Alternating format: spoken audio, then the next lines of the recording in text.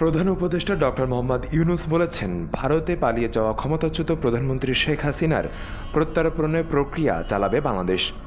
বিচারের মুখোমুখি করতে শেখ হাসিনাকে অবশ্যই ফিরিয়ে দিতে হবে দিল্লিকে। তবে আওয়ামী লীগ নির্বাচনে প্রতিদ্বন্দ্বিতা করতে তার কোনো আপত্তি নেই বলে স্বীকার করেছে প্রধান উপদেষ্টা।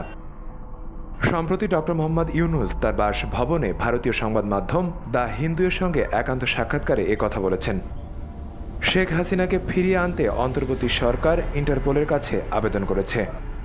ভারত বাংলাদেশের মধ্যে প্রত্যর্পণ চুক্তি থাকা সত্ত্বেও শেখ হাসিনাকে ফেরত আনতে কেন আনুষ্ঠানিক অনুরোধ করা হয়নি এমন প্রশ্নের জবাবে ডক্টর মোহাম্মদ ইউনূস বলেন, আমার মনে হয় আমরা আইনি প্রক্রিয়া অনুসরণ করেছি, তবে সে পর্যায়ে এখনও পৌঁছায়নি। আওয়ামী লীগ নির্বাচনে অংশগ্রহণ করতে পারবে কিনা এমন প্রশ্নের জবাবে ডক্টর মোহাম্মদ ইউনূস বলেন, এটা ইতিমধ্যেই ঘোষণা করা হয়েছে। আমরা রাজনৈতিক দলগুলোর বিষয়ে সিদ্ধান্ত দিতে চাইনি এবং বিএনপি বলেছে সব রাজনৈতিক দলকে নির্বাচনে অংশ নিতে হবে, সুতরাং তারা ইতিমধ্যেই সিদ্ধান্ত দিয়ে দিয়েছে। আমরা দেশের একটি প্রধান দলের মতামত অগ্রাহ্য করতে পারি না। ফেরদৌস সাগর, মানবকণ্ঠ ডেস্ক।